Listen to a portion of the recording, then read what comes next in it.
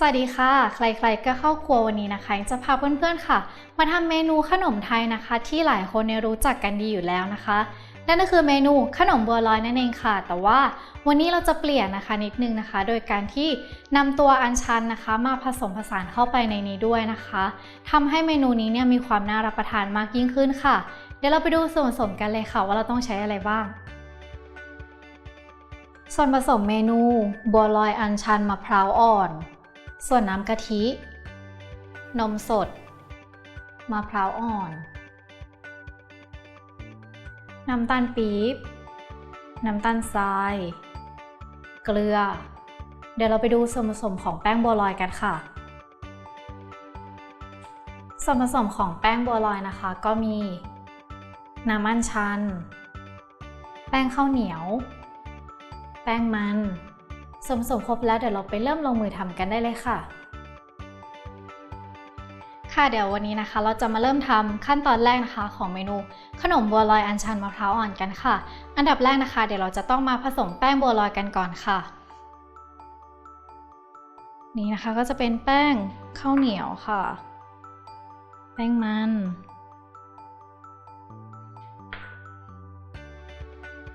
แล้วก็เป็นน้ำอัญชันนะคะค่อยๆใส่ลงไปนะสำหรับตัวน้ำอัญชันนะคะก็วันนี้ใช้เป็นอัญชันแห้งนะคะผสมกับน้ำอุ่นหรือว่าจะต้มเลยก็ได้นะคะแล้วก็กรองเอาแต่น้ำหรือว่าถ้าหากบ้านใครแบบมีอัญชันสดนะก็สามารถใช้ได้เหมือนกันแต่ว่าที่อิงใช้อัญชันแห้งเพราะว่ามีความรู้สึกว่าสมัยนี้อัญชันสดในกรุงเทพแบบมันหายากมากนะคะเราก็จะนวดไปเรื่อยๆค่ะถ้าสมมติว่ามันแห้งไปนะคะก็ค่อยๆใส่น้ำหรือว่าถ้าแบบเพื่อนๆนวดไปแล้วเหมือนแบบพลั้งมือใส่น้ำเยอะกว่าอะไรเงี้ยก็แก้ได้ด้วยการเติมแป้งเพิ่มนะคะเราจะนวดแบบนี้ไปเรื่อยๆค่ะจนกว่าแป้งของเรานะคะจะจับตัวกันเป็นก้อนแล้วก็ไม่ติดมือค่ะ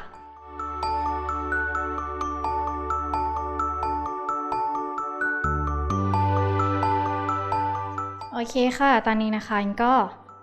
ปั้นแป้งของเราได้เรียบร้อยแล้วนะคะก็จะออกมาเป็นลักษณะแบบนี้นะคะคือเวลาจับแล้วปั้นเนี่ยจะต้องไม่ติดมือนะคะโอเคต่อไปเดี๋ยวเราจะไปปั้นแป้งบัวลอยกันค่ะ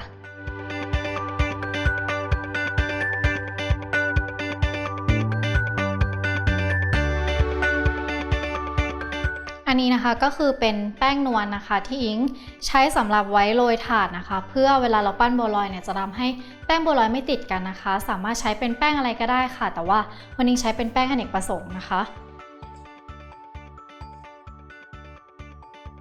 ปั้นไม่ต้องแบบว่าให้เม็ดใหญ่จนเกินไปนะคะ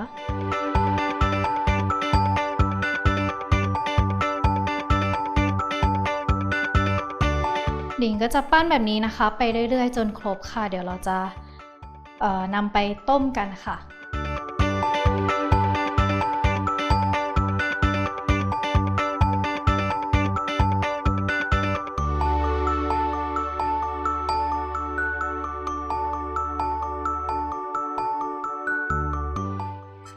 เดี๋ยวก็จะมาถึงขั้นตอนการต้มเม็ดบัวลอยกันนะคะตอนนี้นะคะก็ตั้งน้ำจนเดือดแล้วและนี่นะคะก็คือน้ำเปล่านะคะที่อิงเตรียมเอาไว้เพื่อที่จะใส่ตัวเม็ดบัวลอยที่เราต้มสุกแล้วนะคะเพื่อไม่ให้เม็ดมันติดกันนะคะใครจะใช้เป็นน้ำเย็นก็ได้นะคะโอเคน้ำเดือดแล้วค่ะก็หย่อนเม็ดบัวลอยลงไปเลยค่ะ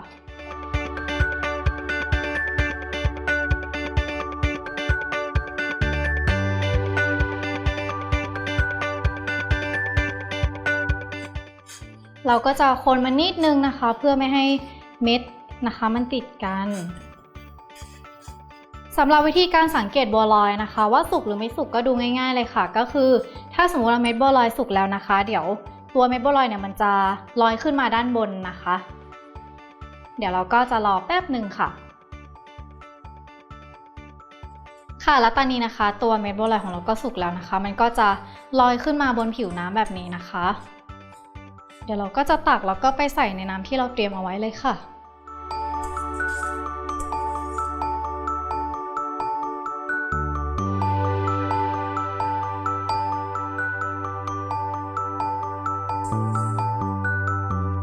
ค่ะเดี๋ยวอิงก็จะต้มบัวลอยนะคะให้หมดนะคะแล้วเดี๋ยวต่อไปเดี๋ยวเราจะไปทำน้ำกันค่ะ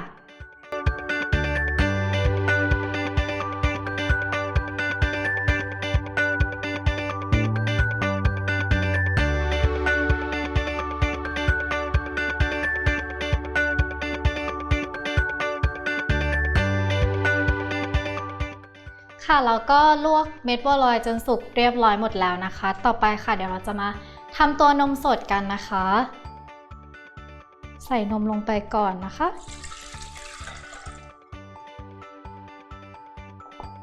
แล้วก็เปิดไฟค่ะอันนี้ใช้แค่ไฟอ่อนๆพอนะคะเพราะว่าเราจะทำให้นมนะคะไม่ต้องถึงขั้นเดือดมากเพราะว่าถ้าสมมติว่าเดือดมากเนี่ยมันอาจจะแบบฟูล้นหม้อเลยได้แค่อุ่นๆพอนะคะน้ำตาลปี๊บค่ะน้ำตาลทรายแล้วก็เกลือตัดรสนิดนึงนะคะดิงก็จะคนนะคะให้ตัวน้ำตาลแล้วก็เกลือของเราละลายทั้งหมดก่อนอันนี้จะใช้เป็นตัวน้ำตาลปี๊บผสมกับน้ำตาลทรายนะคะเพราะว่าถ้าหากใช้น้ำตาลทรายอย่างเดียวเนี่ยมันจะทำให้ตัวรสชาติของนมสดของเราเนี่ยมันจะหวานโดดจนเกินไปนะคะหรือว่าถ้าใช้น้ำตาลปี๊บอย่างเดียวมันทำให้สีของเราเนี่ยไม่ค่อยสวยแต่จริงๆถ้าสมมติว่าถามเรื่องความกลมกล่อมแบบรสชาติของขนมนะคะอิงว่าน้ำตาลปี๊บใช้น้ำตาลปี๊บโอเคกว่าตอนนี้นะคะตัวน้ำตาลแล้วก็เกลือของเราก็ละลายเรียบร้อยแล้วนะคะดิงก็จะใส่ตัวบัวลอยนะคะที่เราต้มเอาไว้เมื่อสักครู่นี้นะคะ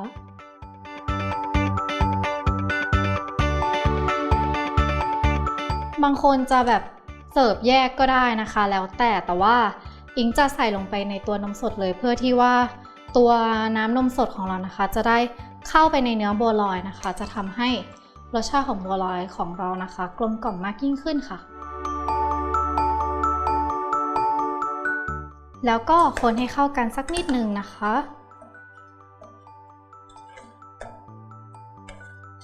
หลังจากนั้นสุดท้ายนะคะก็ใส่ตัวมะพร้าวอ่อนของเราลงไปเลย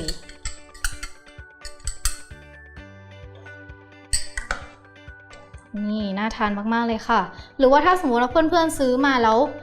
อยากจะใส่ตัวน้ำมะพร้าวอ่อนลงไปด้วยเนี่ยก็ได้นะคะแต่ว่าให้ชิมรสตัวน้ำมะพร้าวของเราสักนิดนึงนะคะว่า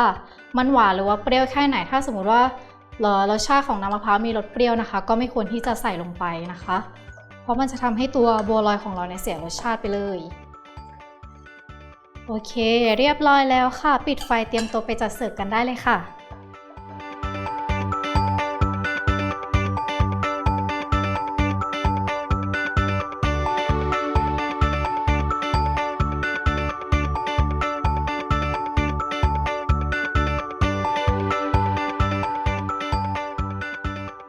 เสร็จเรียบร้อยแล้วนะคะสำหรับเมนูบัวลอยอัญชันมะพร้าวอ่อนนะคะเดี๋ยวจะ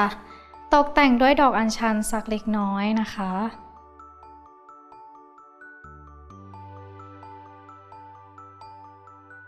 นี่เรียบร้อยแล้วค่ะก็